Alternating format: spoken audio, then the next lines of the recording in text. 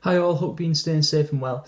Today we're going to be having a look at another of an Inspector Calls theme type responses, and we're going to have a look at the idea of age and how Priestley uses the characters' ages to make points about attitudes and changeability and values and how that's expressed across the play. So once again, what we're going to do is we're going to take apart an essay plan, look at some key points, some key ideas and key quotations. Then at the end it's going to be over to you to create your own essay plan or your own essay style response. I hope it's really useful. It is a theme that would be quite relevant, and again what we'll see is some overlap with the previous theme type questions that we've looked at before, particularly with the idea of responsibility and some characters accepting responsibility more than others.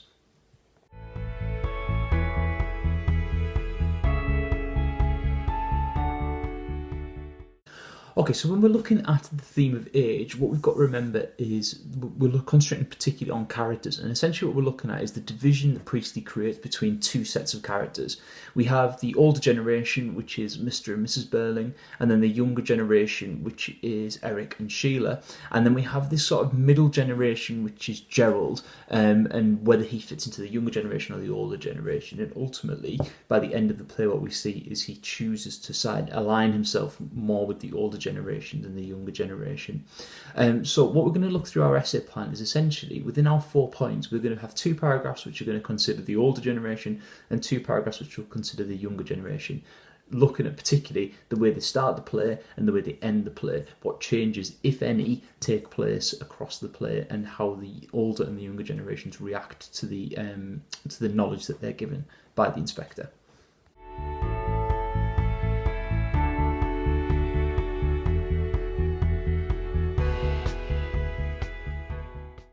Okay, so for our introduction, what I want to do is I want to be introducing the idea and the key concepts that I'm going to be exploring throughout this essay response. And my key idea that I would like to consider is that Priestley suggests that the older generation are more cynical and unmovable than the younger generation, who are more receptive to ideas and are open to changing their behaviours.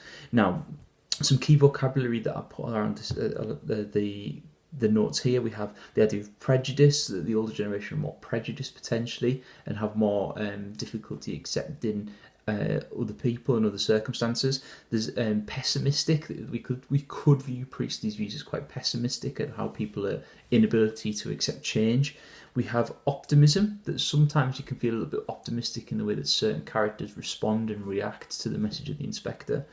And then finally I've gone for malleable, which is a nice word to describe someone who is open to change. Something is malleable, it can be moulded and shaped and crafted into something new. So a character like Sheila or a character like Eric, who takes on board the inspector and therefore Priestley's message and changes their behaviour accordingly, could be considered to be malleable. So in that introduction I'll just be bringing together those core ideas. This is what my argument is, and this is how I'm going to be exploring it.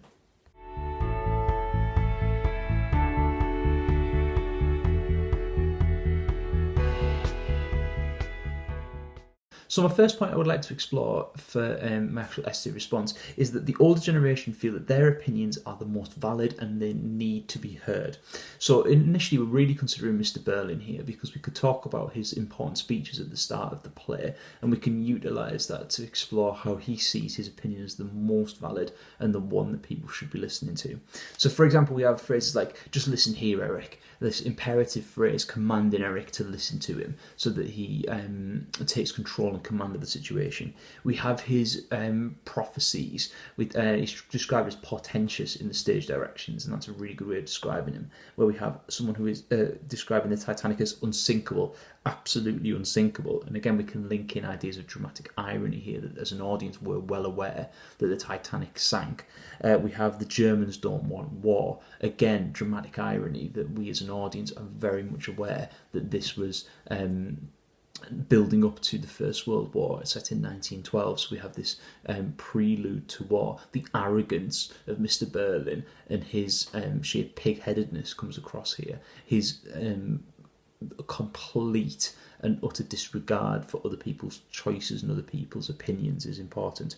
He even describes the whole capitalist philosophy and describes the steadily increasing prosperity which again, this prophetic nature of Mr. Burling, seeing himself as someone who is putting forward these values that people should be listening to, and not willing to listen to other points of view and other perspectives.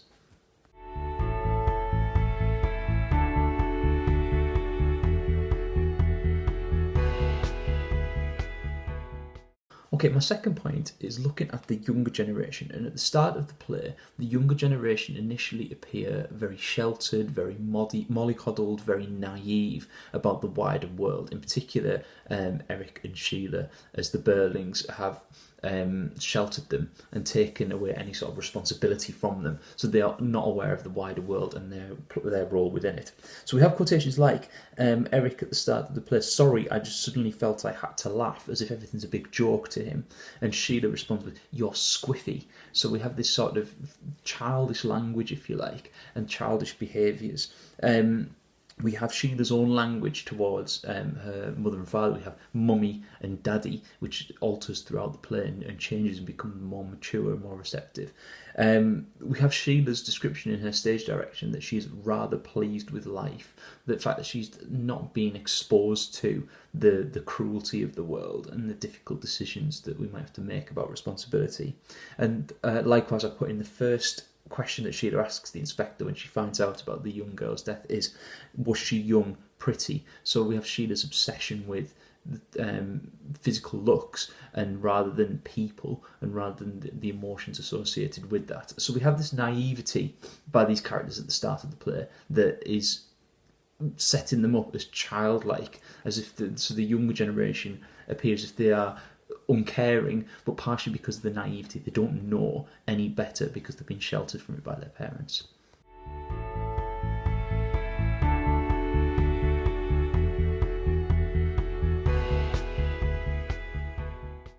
Okay, the third idea that I've gone for is that the older characters, once given the information by the inspector, refuse to change their ways or change their behaviours. We have Mr. Burling saying how if we were responsible for one another like bees in a hive, it would be very awkward, wouldn't it? It calls community and all that nonsense. Mrs. Burling, when given her interview by the inspector, initially says, "I've done nothing I'm ashamed of," before finally realising that it's her own grandchild that she's condemned to death as well. So we have this inability to accept responsibility and inability to accept the message. We have the Mrs. Burling is upset by the way the inspector talks to her and doesn't treat her with respect and social status. He didn't behave like a police inspector at all, is one of her phrases. Mr. Burling, when he finds out that it's potentially that the inspector's not a real police inspector, by jingo a fake, and it makes a great deal of difference, as if this somehow excuses his behaviour. His inability to reflect on his own behaviour is inbuilt into his personality. He's not going to accept this, and the fact that he's given himself an excuse, a get-out card, if you like, is really, really significant. So we have these older characters who are refusing to change their ideas, their methods, their methodology, their way of approaching life, and even when confronted with death, they will not change the way they view the world. And it takes the younger generation who are going to absorb the message and actually respond to it.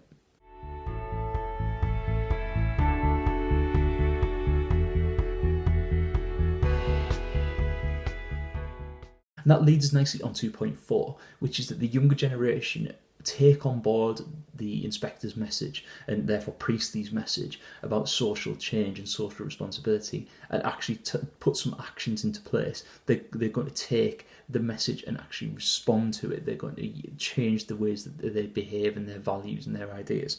So we have, for example, Sheila's famous phrase, "These girls aren't cheap labour, they're people." That's a really significant and important quotation to remember. Sheila, when she's told about things, she says, "So I'm really responsible." She actually uses that word responsible and shows that she understands that her actions have had consequences and that her role in this is quite significant. When the inspector leaves, we have Sheila saying, "I won't forget how he made me feel," and she repeats the inspector's phrase fire and blood and anguish. She has learned and absorbed the message, and she's going to take this into her wider life, because she doesn't just, it's not just a surface responsibility. She's going to take this on board. And Eric is the same. He understands what he has done. He says, I am not likely to forget. That we have this change in their behaviours. As a younger generation, they're happy to absorb the message and they're going to take it on board. The inspector even says, when Mr. Burns says, you've made quite an impression on my daughter, he says, we often do on the younger ones. So we have this opportunity for the younger characters to change their ways.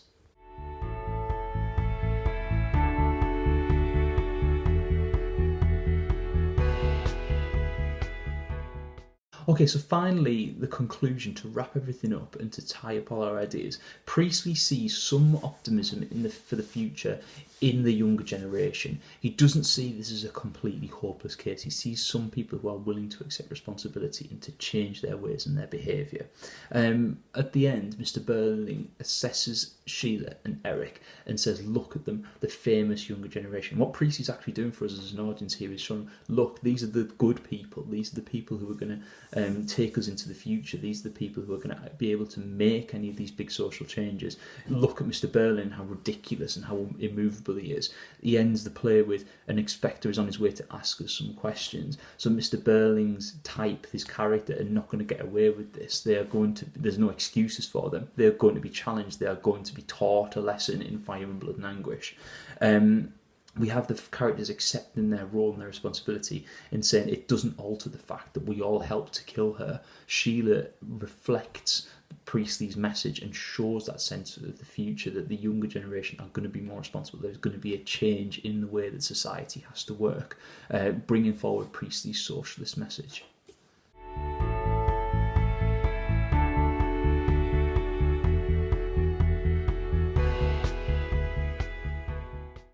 Okay, so for you to do, I'm going to show you my essay plan as a complete piece of work so you can see where my essay goes and all the notes there all together. But I'd also like you to have a look at the essay question and see if you'd like to have a go at that, either as an essay plan or an essay response. Please do so and then send that over to me and I'll have a look at it for you. Have a good look at it. Again, these theme type questions are quite nice because you can tie in lots of different ideas. You're not limited to one character. You can bring in lots of different aspects from across the play. So they are really quite nice questions. Have a look at it, see what you think. And if you stay tuned at the end today, we've got another film recommendation for you.